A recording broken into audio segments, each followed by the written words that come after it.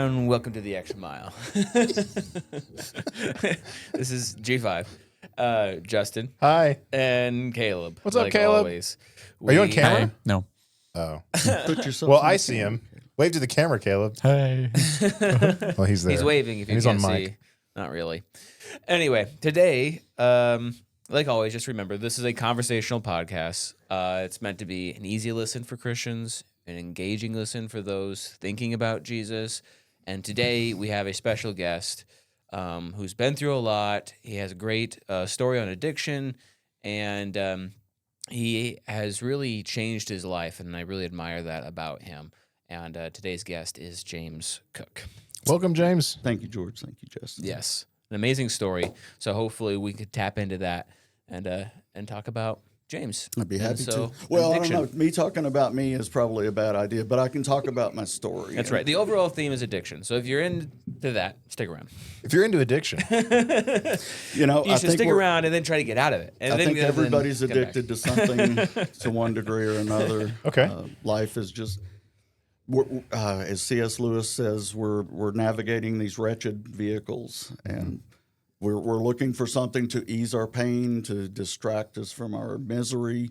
I've heard the saying that anxiety, in its technical form, is you thinking about yourself. So if you can get outside of that frame of mind and think about somebody else, then you're going to be less likely to be addicted. Although, again, I think if everybody was to look at their life and really be honest with themselves, there's something they go, yeah, that has a little more control over my life than I would like. Now, I'm not conflating that with the addictions that I experienced. I started very young at 13 with drugs and alcohol. Yeah. But a little more control. I like what you said there. Is that kind of the defining factor, or like yellow flag? Oh, this has a little more control. This substance, this behavior has a little more I think it's control over my subjective life. to each individual. I know for me, I can find it in almost anything. And it's funny, our youngest son lives with us, and I find the same thing with him, and it irritates me. I see him doing it, and I'm like, oh, I get it. It's because I see myself in it. But he can fall headlong down a rabbit hole and get so passionate about it. The other day, he was actually doing our family history. Went all the way back on mom and dad's side, back to like the 1600s. That's amazing. And you can do that now with all these different apps and so forth. But he confirmed that I am his dad, indeed. And if any of all of that have met Well, my that's son, good to know. I'm about 5'7", and he's 6'2", and I actually say he's 6'3". So despite all evidence, yes. Exactly. it is- No, it we is true. suspected the milkman for a long time. But no, you see pictures of him and any of my other boys and myself when we were about the same age, 5 or 6 or whatever. It's like, yeah, it all looks like the same kid. So Well, I want to keep this episode. We had talked about this before, and you had told me kind of like the stages of how you tell your story, and you had said, what it was like, what happened, and then the third stage is what it's like now. Is that correct? Did I got that Yes, right? sir. And so basically, before sobriety, turning point, and then life after. yes, sir. Yeah, and kind of keep with that That's- flow of the story. I thought And that was again, great. some people know, and I'm not ashamed of it by any stretch. And of course, it's anonymous. But the 12-step programs have been very helpful to me. I've been following them to a degree or another since about 2014, when I started realizing that I was killing myself due to drug and alcohol. Well, And it wasn't even necessarily abuse. yeah. As far as like, I still had a job. I still had a wife because she's very forbearing. I had a life, but I was miserable, and I knew that I was sick. And then all of a sudden, the physical tests started telling me, yeah, you're dying. Your liver interesting. enzymes are up. You're going from fatty liver to cirrhosis. So you were functioning, but your body was about to Barely, not function. barely. Yeah. And during that stretch of time, I actually had a job where I was traveling, and I was on the road 2 and 3 nights a week. Yeah. And staying in lonely motel rooms has never been my vibe. I'm a homebody. I like to be in my own space. I'm an introvert by nature. Yeah. And I like to be home. Some people say that they get bored and so forth in those situations. I get terrified. Oh, So it's not a matter of just being bored in the devil's workshop and so forth. It's literally, I get terrified and I need something to soothe that. Mm. So I would go down and I'm going to go eat dinner. So I'll just eat in the bar and, Oh, nice. Yeah. you know, $100 worth of drinks later, you stumble back to your motel room and pass out and you get up and do it the next day. And Well, let's start at the beginning then. 'Cause Okay. That's interesting. And kind of what led to that point. yes, and it's you a know, road. Yeah, yeah. So what was it like? We're talking about sobriety. You just paint for us a picture of your life in this. Okay, At this point. I came from a broken household. I think that's an important point. It's more common now. When I was growing up and a teenager in Richardson, Texas, I was one of the few kids that didn't have a dad when they'd have the father-son days and just that life of growing up. When I went out and played baseball as a 6, 7-year-old or whatever it was when you start off, I didn't have my dad there, and so it was. Interesting. I always felt odd because of that. And plus, I was just an odd kid. Again, being an introvert.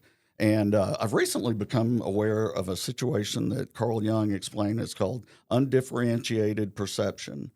And when I heard the description of it, I went, oh, wow, that explains so much of my life because I've always felt like people were blasting messages at me and I would take them all in and internalize them. And it would make me feel anxious because it's like, well, what's the real me? You just take it personally. It would be beyond personal, even. It would be like a meta story for me. Everybody else's emotions were what were driving me. I was like a puppet on a string. What do you mean blasting messages? I think that I was reading physical. I mean, again, especially when you're very young, and I'm talking about this is even pre having specific memories. This is more just an impression that as I got older, I was like, oh, yeah. I think I'm hearing what people are saying. And I mean, I can literally remember as a little kid going, I can hear what you're saying, Mom, just by the way their body.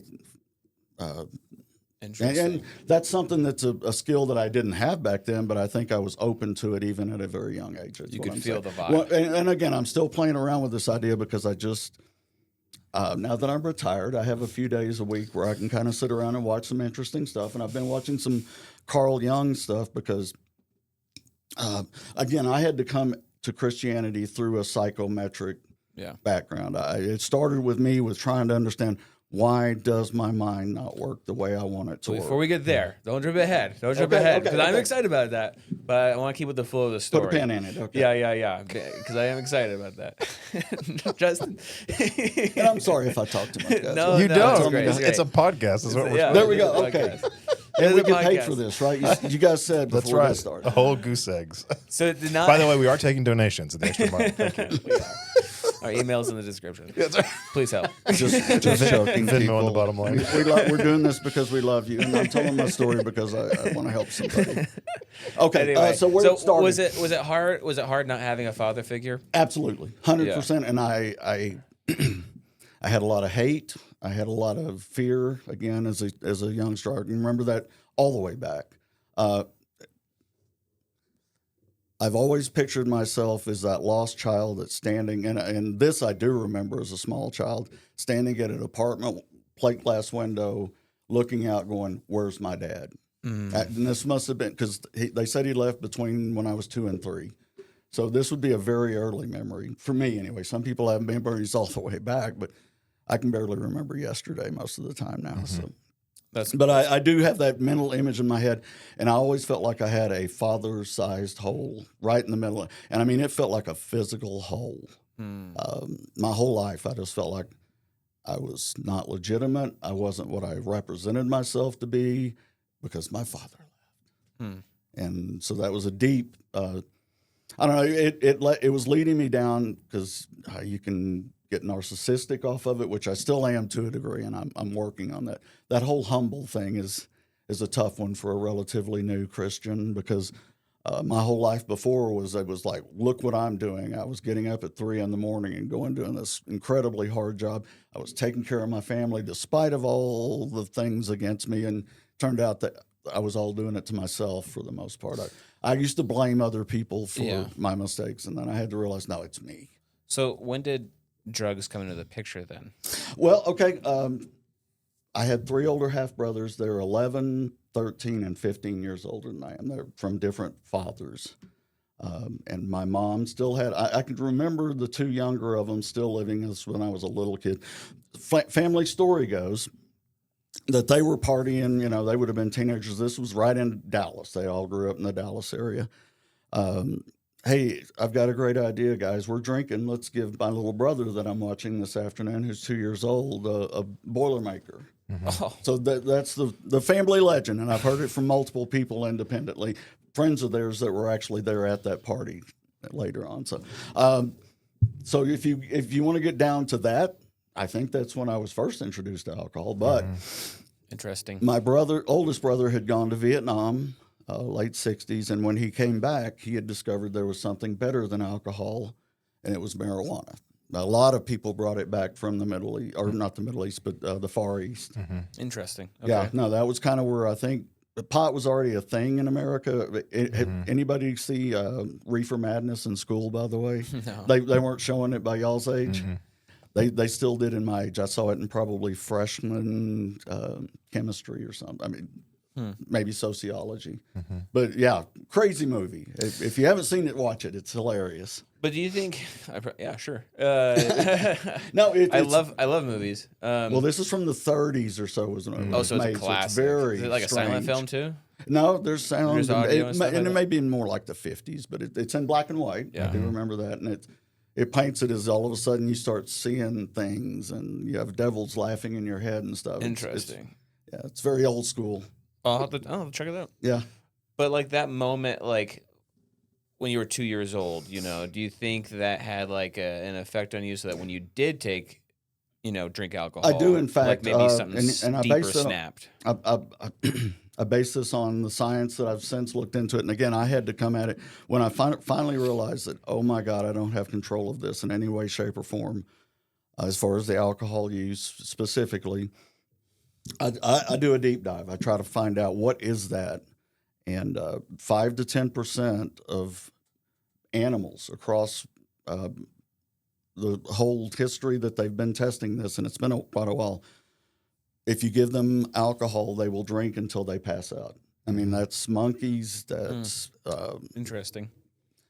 people, people, humans, and again, Sure. it's that animal body that we have. Some of us are just wired differently, and alcohol, once it gets into my system, and I know this to be a true fact because I've tried it over and over again. I'll get a period of sobriety, and I think, well, I can drink again. I'll be all right. It's not like it resets to that 0 again. You're still at 10, going to 11. So you lie to immediately. yourself. And I have control over the first drink, and this is the thing that when you come at it from a disease-based form, and I do believe it's a disease. Sure. A doctor, I always forget his name, but it's a thing called Pleasure Unwoven. That's about an hour-and-a-half movie that this guy, he was a flight surgeon that dealt with the alcoholism and so forth himself. So he went in and did like deep dive, like the physiology of it. And there's just some of us that it starts hitting the serotonin receptors, and it's just doing all these things that are making your body say, I need more of that. And some people have a cutoff. They go, okay, I'm satiated, that's it. Some of us, we don't have that off switch. So when was the first time you took a drink? Do you remember?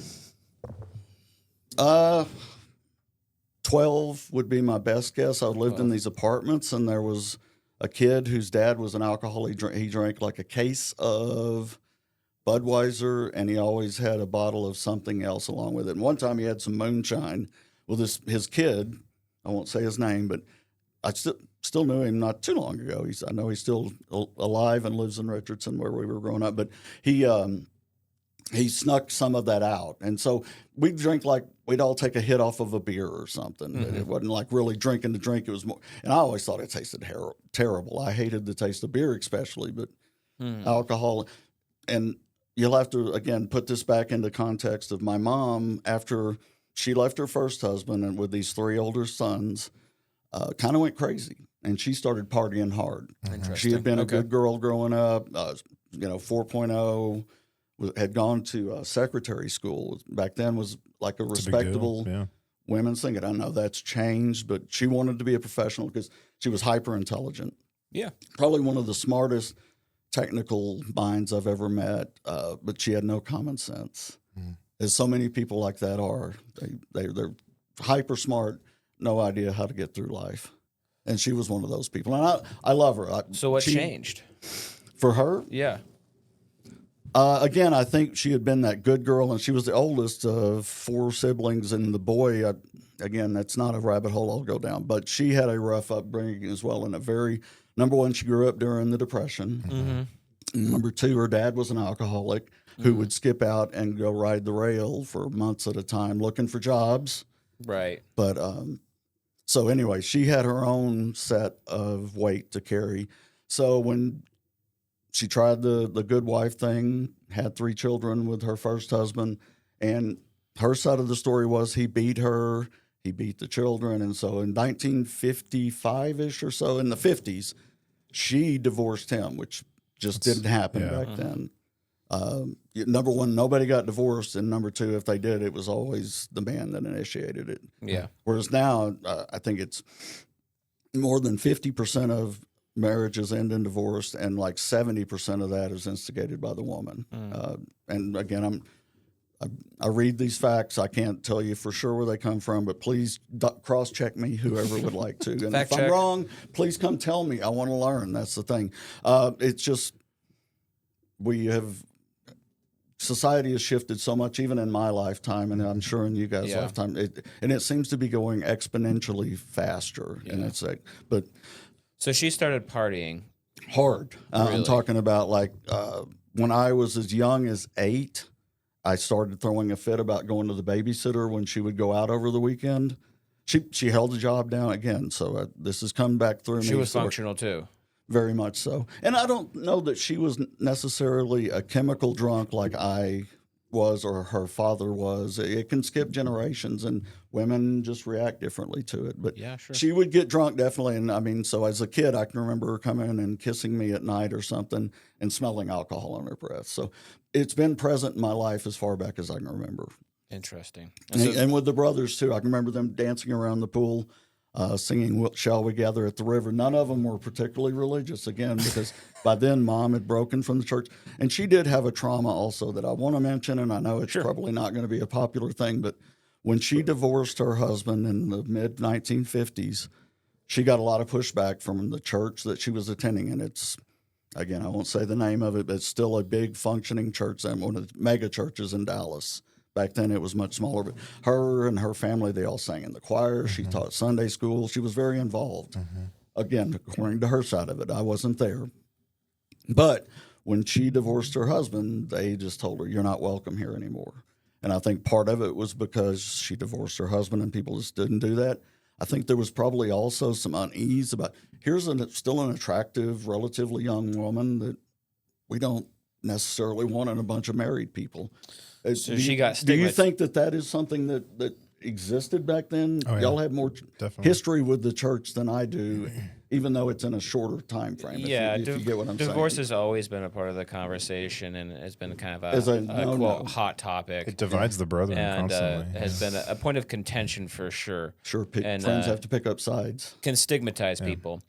And I think in your situation with your mom, she got put in that situation, and Well, she just felt, okay, to heck with you guys then. And Right, she went right. and she started living out the wild party life that was already endemic in the 60s and 70s.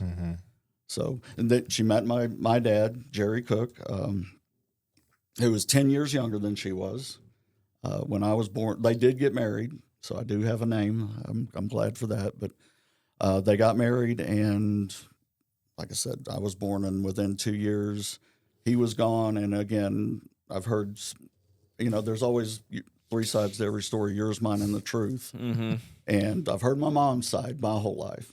When I got older and I started having kids, I connected with my dad's parents, Jerry's parents, and super people, very interesting people, and I got to be involved in their lives a little bit before they both passed.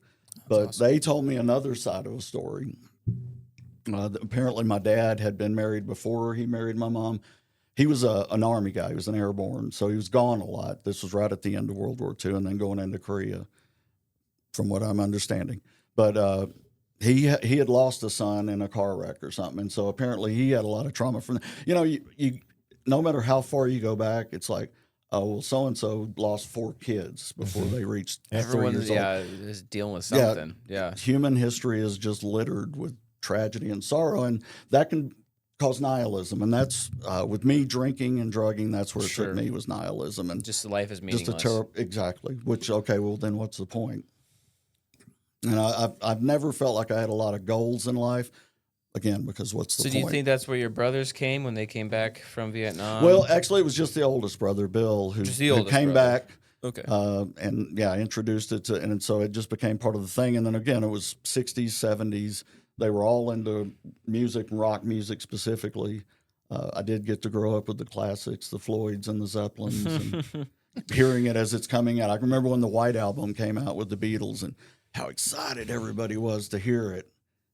It was like it was like Christmas on whatever day it was they released it, because That's we all interesting. sat around and listened to the albums all Yeah, evening. I And know. I was just a little kid at that point, but still, you know, you Now remember those artists things. just- It's always going to be the greatest music to me, because there were a lot of good times in there. My brothers, they had their faults.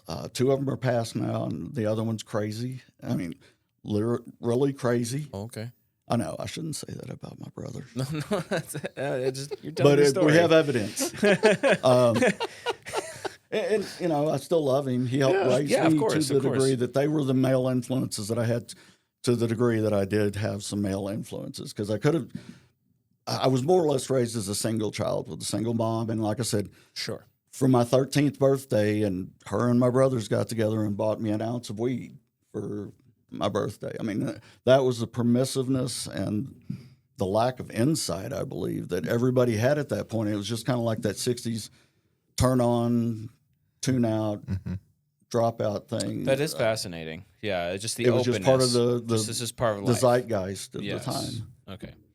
So it made me popular with my friends for a couple of weeks there or so. But I just had that false. I never had a house built on the firm rock that growing up through a religious background. And here's one of the things I do want to make the point. My mom still taught me morals because she grew up with morals. I believe that. Sure. There are people that I think have come through maybe multiple generations of that lack of God in their life that probably don't even have anything to base that on. But I did learn to treat people the way you want to be treated. And I did.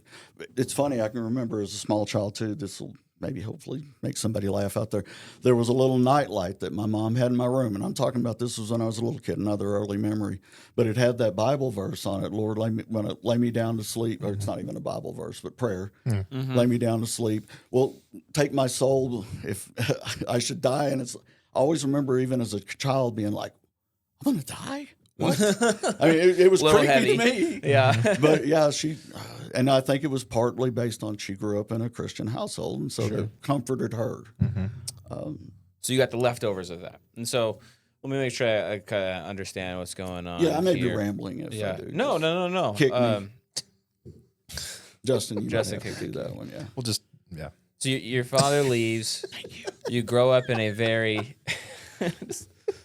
Ambiguous at best, yes. I like that y'all have fun too. I do like to watch y'all. This is Telling fun. I love doing Caleb, this. I I love doing this. I used to listen to it frequently when I was still driving Yeah. a lot for the job. I haven't listened as much lately, but Yeah. I always enjoy it when I do, and I need to get back to it. I haven't actually seen one since this new one, other than just bits and pieces. We're happy about it. I like it. It's very relaxing. I'll say yeah, that. I was worried I was going to be nervous. So. Well, I hope other people feel relaxing. Well, and so the whole point of this podcast is to make the spiritual question that probably all of us are still. I mean, a lot of us are answered it, and we're devoting our life to it. There are many people out there who haven't answered that question. I and they're think the still majority seeking. of people, and I think they're seeking. I don't want to get political, but with this whole Kirk thing that happened recently, Yeah. I know we saw more questions are people out there. at church, Yeah. and I think there are people that even consider themselves Christians that have fallen away. That maybe that has made them go, "Wow, life's short." I mean, look at this 31-year-old Yep. guy that was just doing a good thing. Peak of life. Mm-hmm. And it was reaching a lot of people too, and I think that's what was a scary part for him. I think it definitely has brought people to kind of looking for things.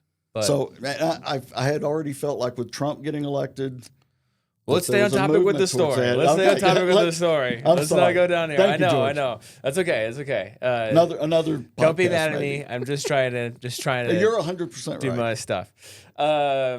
So let's go back. Just to go back to the story here. I mean, I'm thinking about your childhood, and I'm thinking about your father leaving, your mom having kind of a negative attitude toward religion. You're kind of put in this situation. It seems like kind of a live and let live type way of family Well, life. my mom was very liberal in the fact that, yes, she was like, just don't let God call you out on anything bad. I think that's a big part of it is there's nothing to be shameful about if everything's okay. So that leads to the next question. Like, what then what was the point when you realized that this is a problem? I knew that I was, again, an outcast, kind of felt like. I wasn't normal with the other kids that had family lives and so forth. I always felt that. So maybe but then we're also shifting here being to a the turning drug point. addict, and even at an early age, the first time you asked me the first time I drank, just kind of casually as a kid, but probably 13 was my first like real drunk, and it was at a Banditos clubhouse in Dallas, right off downtown Dallas, with my mom and her steady. They called her old man and old woman. Of then it was just they were in a relationship, but not, to the degree that everybody was wanted to be free with that kind of thing back then. But got terrible drunk, blacked out, first time that I'd really put on a good drunk, and I should have known then.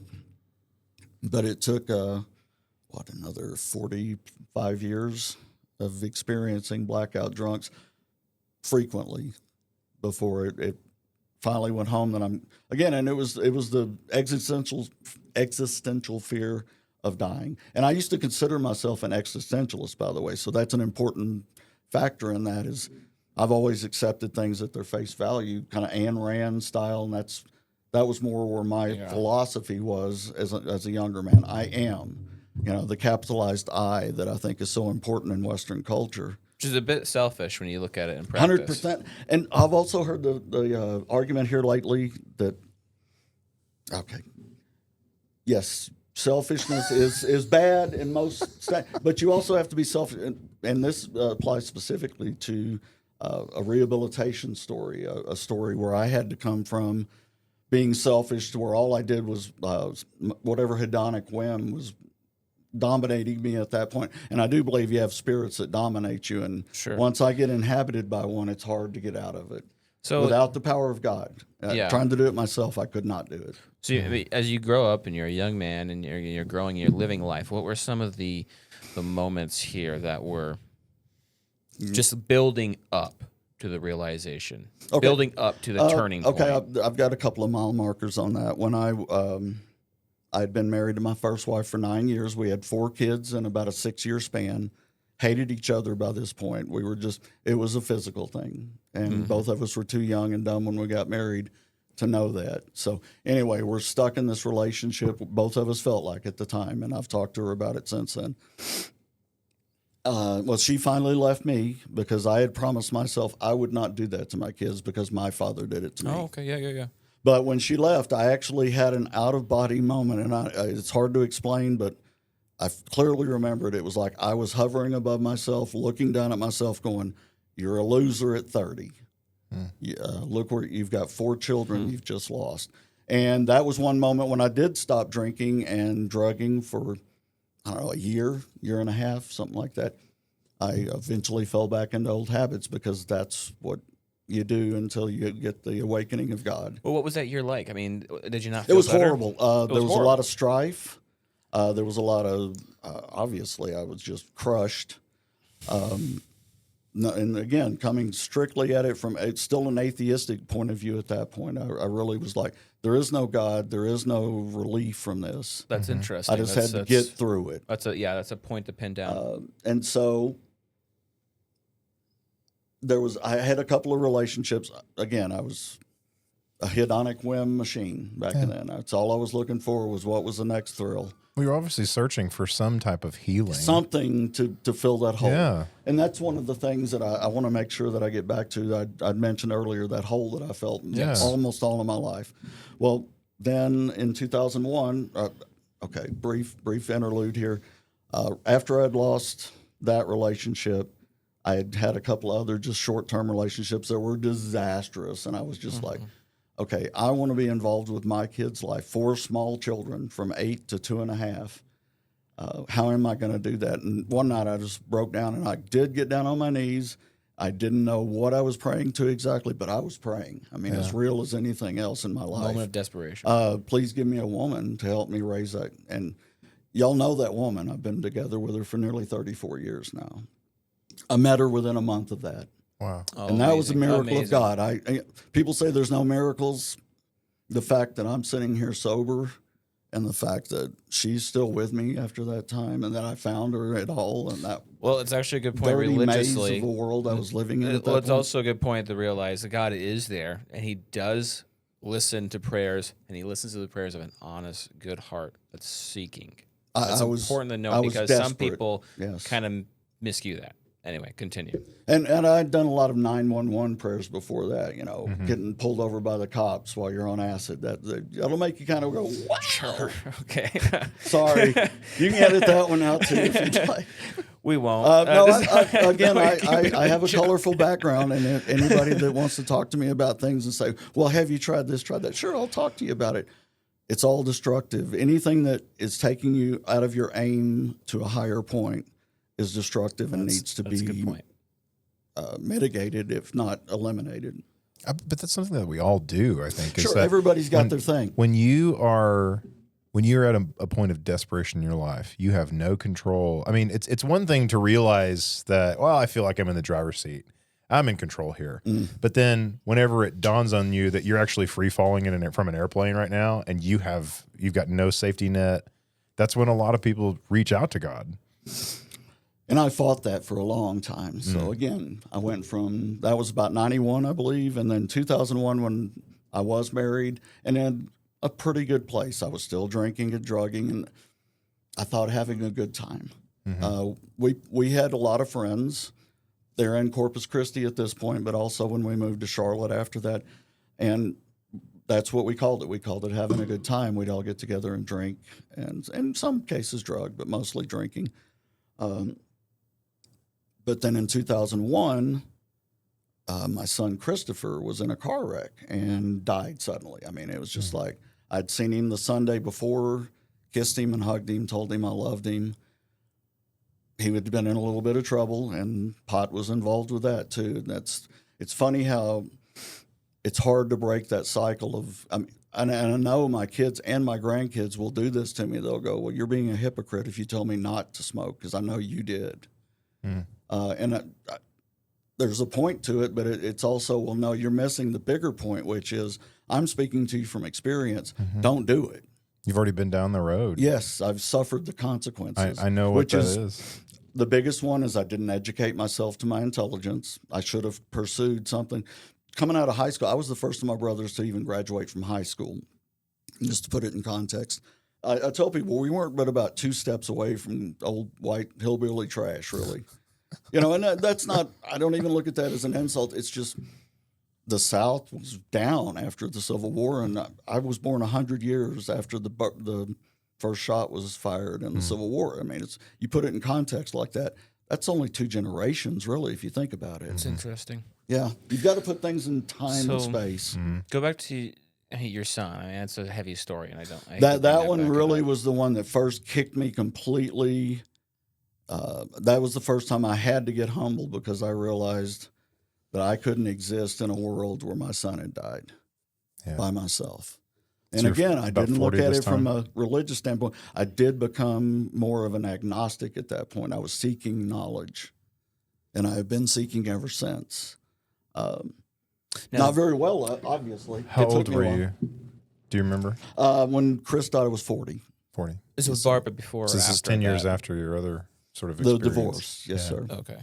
And I was like, I got scared of years that ended with one. Yeah. Because it was kind of doomed for me several years Did ago. Barbara come in before or after that? Before, yes. Before. No, I met her in 92. In 92. Okay. We got married almost immediately. She'll be glad to tell you that story. Okay, yeah. Okay. I'm not good at math. That makes sense, yeah. We were 34 blessed years. and put together on purpose. I believe that. She gave birth to 4 children all in one smooth afternoon, Mary and me. And she's been great. She raised them more than I did. I'll be the first to admit it. So when you lost your son, that moved you said to this agnosticism, which for those who don't know, it's this idea that maybe God exists, or it's just that I don't know, but You're not saying I probable. don't believe in Yeah. it and not something bigger than me, and that's so much of what the 12-step program teaches as well. Is even if it's not the God of the Bible, which I have come to believe in through again a desperate seeking, and I got to the point where I couldn't deny it anymore when everything that I looked at the macro level of reality kept saying it's intentional. Something's happening here, even if you can't see it in the short term or even the long term. Well, let's talk about that. So we talked about what it was like before and the moments leading up to the turning point. Now we kind of talked about the turning point. The turning point was when I like I said, my doctor was telling me I was dying physically. Okay. And I got so desperate, and that's we talk about that being having the desperate of a drowning man, desperation of a drowning man. I finally said, okay, I don't know what this God thing is, but I'm giving myself to it. And this was again about 2014. Okay. First time I went into a rehabilitation facility here in Lubbock, actually. But So 53. I like ages. Well, and it was a turning point. People talk about a mid-age crisis. I started having those like in my 30s. Yeah. I tried to recreate myself over and over again because I didn't have anything to believe in. But finally, I'm going to say in 2022, the third and last rehab that I went to, October 22nd, by the way, is my dry date. So I'm coming up on 3 years, and I'm very proud of that. Not in a bragging way, but just point out to God that He can heal anyone if He can heal me. That's awesome. Thank you. Yeah, it is. And I want to talk about that at the end because there's a question specifically Okay. in relation to your story about that. But, okay. So we kind of see the turning point in your sobriety. It's the realizing your health is at risk here. Your life is at risk here. And I find it interesting that fear has been kind of this thing that's been dragging you through life already. Yes, no, it's been a constant thing, and that's where it relates back to that hole in my life. And Yes. I want to kind of tie that up. Since I got baptized in the spring of 2022, and I want to make this point too because I'm sure some people will ask that question. I got baptized before I got sober this last time. I was still in my addiction at that point. And Cal Winston, he's told his story, I know here. And He's been on the podcast before. He's not afraid for it to be associated. He's been a mentor of mine in this process from day one that I came to this church. Been a lot of good men, Robert Johnston, you guys. I mean, this church is full of good people, and I want to stress that to anybody that's thinking about it, come visit us at Milwaukee. And that's not a sales job. I'm not benefiting from it. I'm just saying for your own soul, for your own sake. When you get it, for me, I had lost my family essentially. 2 of my brothers are dead. The other one's crazy. Still friendly with some of the family, but they all live in Dallas. I won't drive in Dallas anymore. So essentially, this is my family now. Barbara and I, we don't really have any direct family right here in the area. Her family's in San Angelo or Odessa, and then mine's in Dallas. So Lubbock, this is our family, and we feel so blessed. I know it's helped me grow, number one, and that's one of the things that I want to say thank you to everybody that's been involved with it. I would not be where I was if it wasn't for the love and support that I've found in this specific body of Christ. That's beautiful. And I don't think you're alone in that. No, I know there are others, something. absolutely. I know there's something special when God's people can come together and really cultivate that family-like essence that the scriptures talk about and show by example. It's definitely how it's designed. It feels that that's how God intended it. it's intended as a helpmate. It's God's family. Yes. And No, that's why And Jesus. does that go back to the hole that you talked about that you said was missing when your father left? And I'm thinking naturally, God is our Father. Did he fill that void? During that 2020-22 gap of getting Yeah. sober for a year, falling off after going on a Greek tour? Don't do that. A Greek cruise. Just in sobriety, do not do that. You're not ready for anything like that. Trust me. temptation is there, man. It's always around You have a little plastic card that anywhere you walk on the ship, they will gladly hand you whatever you ask for. Yeah.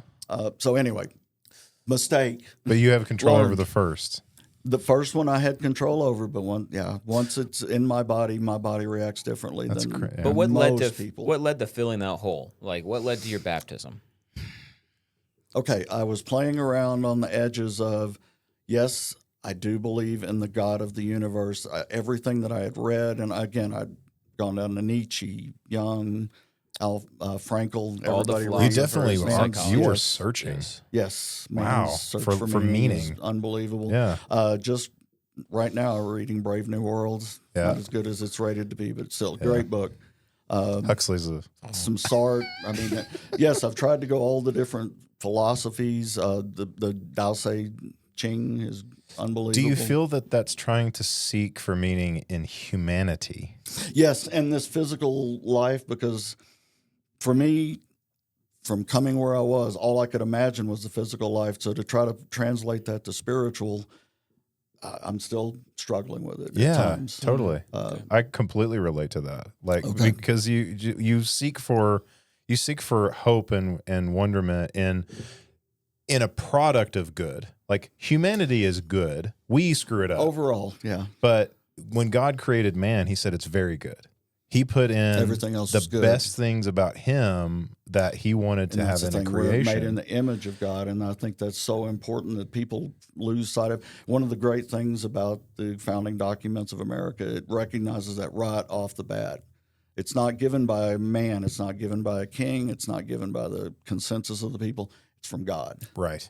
And it can't be All taken your away. rights, all your responsibilities. That's the part that so many people lose track of is they want all these rights, but with every right comes a commensurate responsibility. Did you see something different between, these philosophers and you said searching for meaning within humanity? totally. And I the learned scriptures? a lot, and again, I know that I can't worship a person on earth, but I am a huge fan of Dr. Jordan Peterson, as I've been very open about.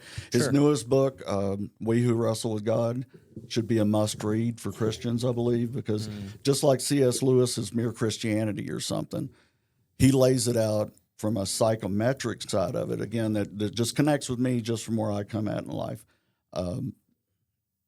I'm open to ideas, and I like to play around with them. I like to try to mess with them and see if I can get under them and like go, no, that's not right. Or everything that I find in the Bible, if I come at it from the correct mindset, I have to eventually go, that's right. At some point in your life, it's going to be right for you, because the Bible does talk across time and space because God's outside of it, so he can think in those terms. So he's trying to teach us lessons, and it may not apply to me at 63, but it does to you at 30. That's good. Right there. You take that? Okay. So every time, and again, I say every time, I'm working through the Bible on a systematic reading program for the second year this year, so I'm 2/3 through with it again. I can't quote Bible verses as well as I'd like. There's some that really stick with me. And generally because they're ones that convict me. When it's something that I read and I go, oh yeah, there it is. It sticks with me, and I have to try to think through that just the way my mind works.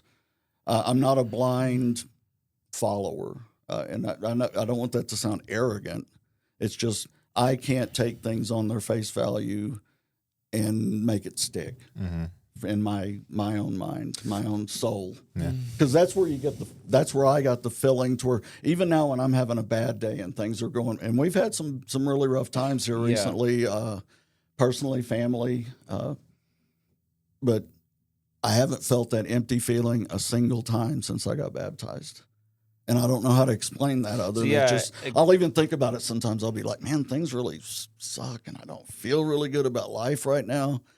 But I don't have that hole. Yeah, but it's standing on firm ground. Right. I really like to relate it to that. I find that interesting, and this is something I wanted to point out. The question I had was like, what is the main difference here between the sobriety after you became a Christian and the sobriety that you had for a moment in that out-of-body experience that year you had sobriety? Obviously, there's a difference. Yeah. This one had God more firmly in it because I had been baptized when I went into like I said, I had that year of sobriety, fell off, and that's when as I was seeking to get back through the door, Caleb, there was just something in one of the speeches he gave or something that I went, it nailed me right here. Yeah. Shout out to my Caleb wife Spear. said, it pricked your heart, and I was like, okay, I know what that means now. Mm-hmm. Finally, it hit in the big book in AA, and again, I can't say that I'm a member of that, but I've read it.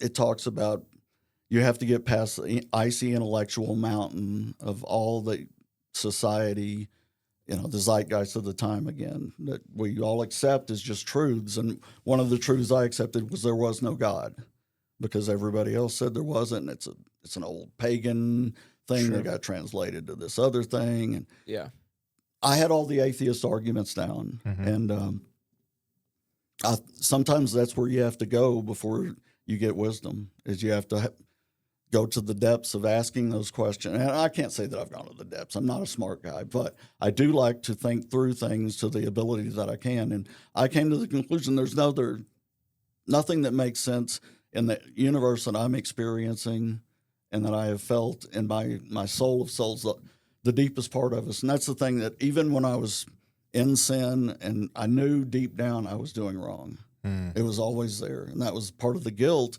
And, there's still things everybody does in life throughout the day where you go, oh man, I could have done better with that. Or what?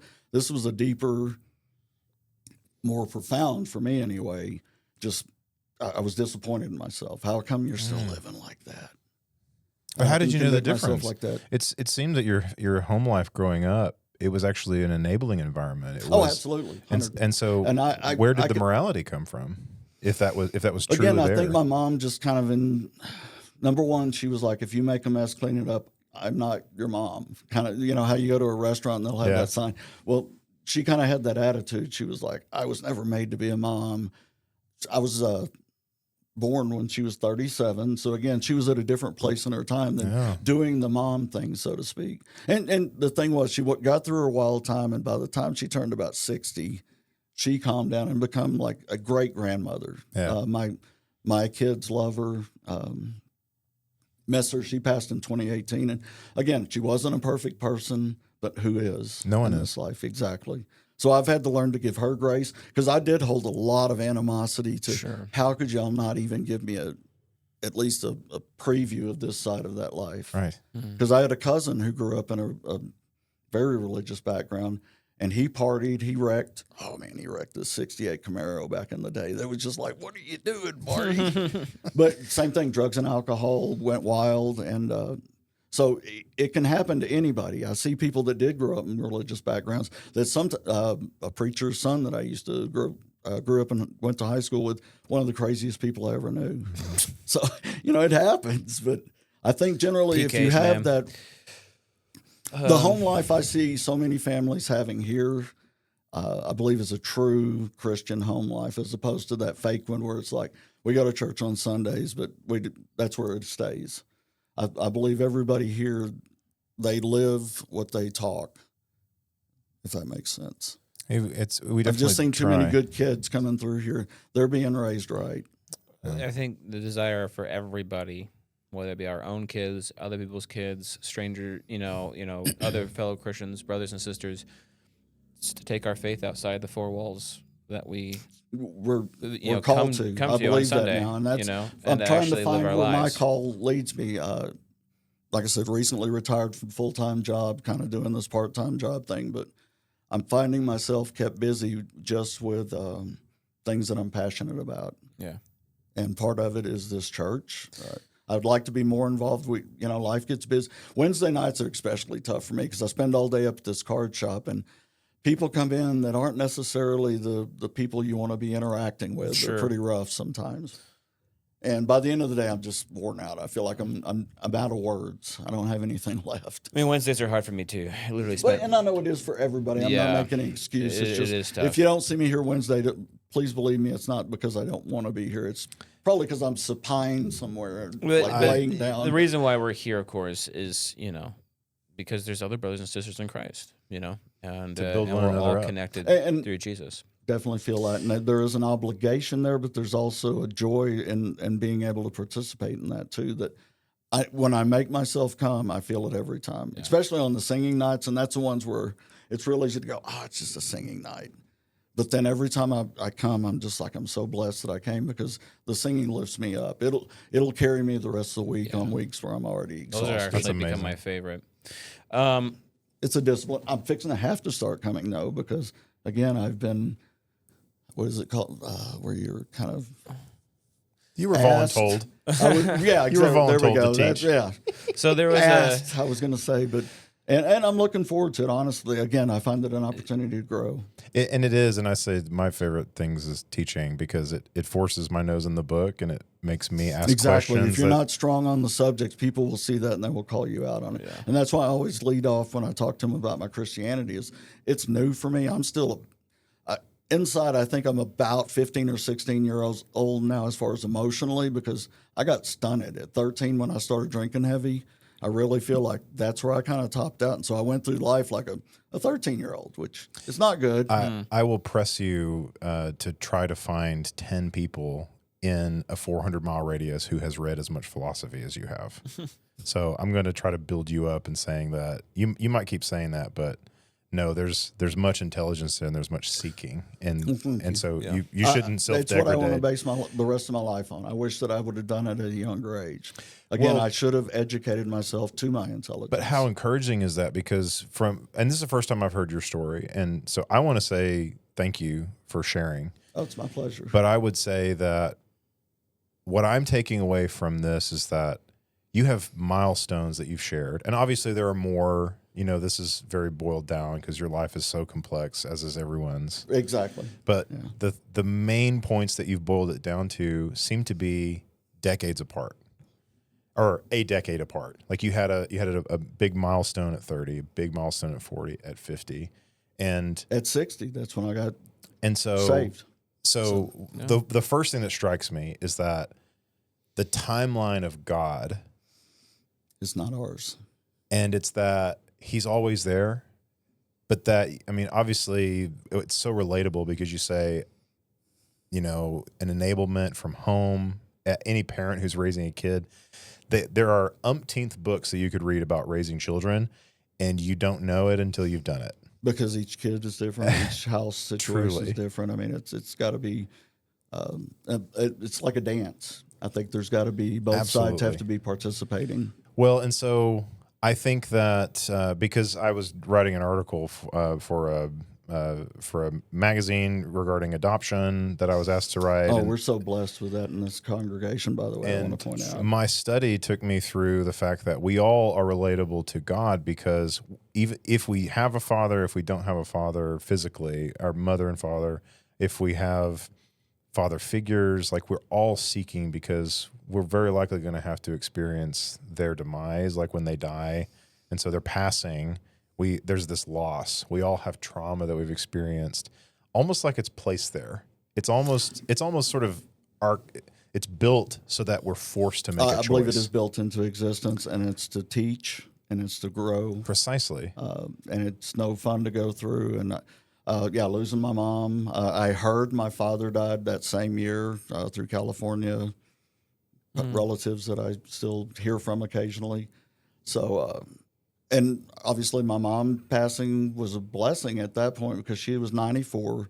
She had lost her autonomy. From about the time she was 85 or so, she had a car that literally had a bang or a bump somewhere on it on every quarter panel. She was dangerous driving, so we had to. Anyway, that's another whole story we could talk about at some point. I don't think we treat our old people with the respect that we're supposed to. probably supposed to, Yeah. biblically speaking, in this society, and it's horrible. I mean, we had to put her into a place because she needed 24 care, and both my wife and I work.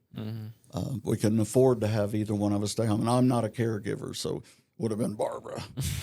And she's a great caregiver, so Well, she took care of my mom for multiple years that she lived. But with these us. are things that we all are Faced with. either facing or going to be faced with, and so there's much wisdom with what you're sharing. But the final takeaway, I don't want to wrap it up. Yeah, but no. It just seems that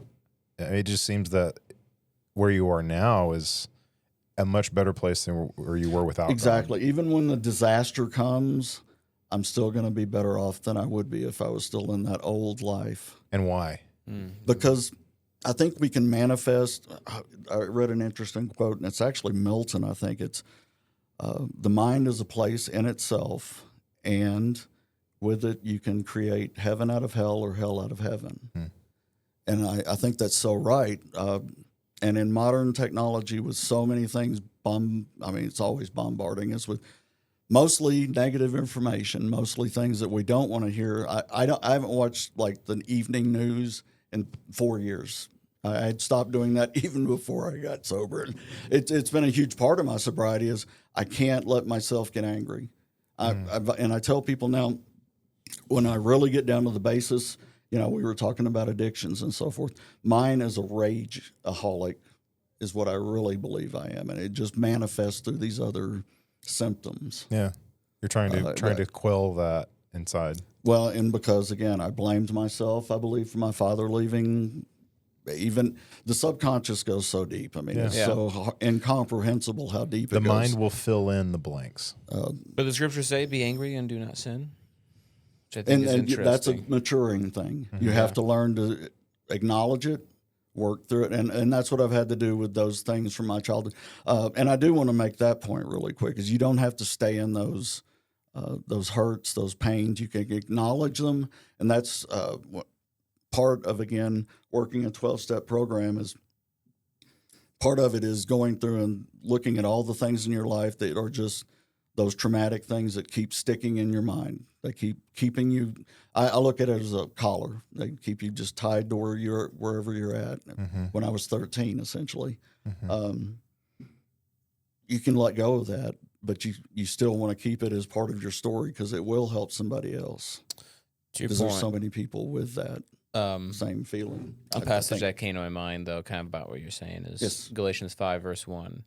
For freedom, Christ has set us free. Stand firm, therefore, and do not submit again to a yoke of slavery.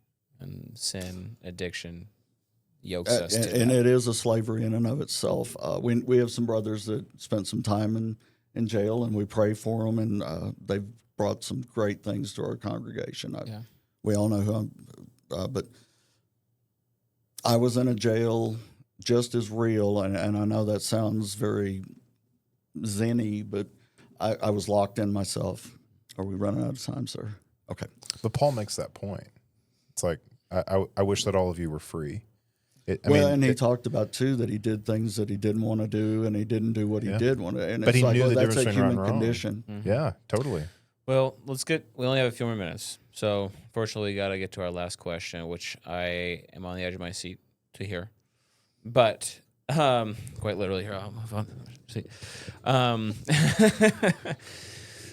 The extra mile. Jesus tells us to go the extra mile. How would you tell people, you're talking to people who might be experiencing addiction now in their life, or just getting out of addiction and experiencing, sobriety? How would you tell them to go the extra mile?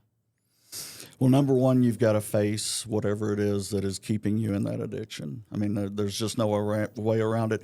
And for me, I know that there are people that achieve sobriety in other ways, but for me, I had to face the reality that there is a God, that there is a Jesus who is a living Jesus that loves us and takes care of us and wants us to be with him. Before, when I just tried to imagine the kind of like this amorphous God thing, it wasn't effective to me. I had to have that personal connection to where I'm holding myself accountable, but I'm also, again, inviting in the brotherhood that's brought in through being part of that body of Jesus. And that's the unity theme that we've had here lately has been great. It's pounded home to me how much I need other people. Yeah. And I'm hearing that maybe other people need me.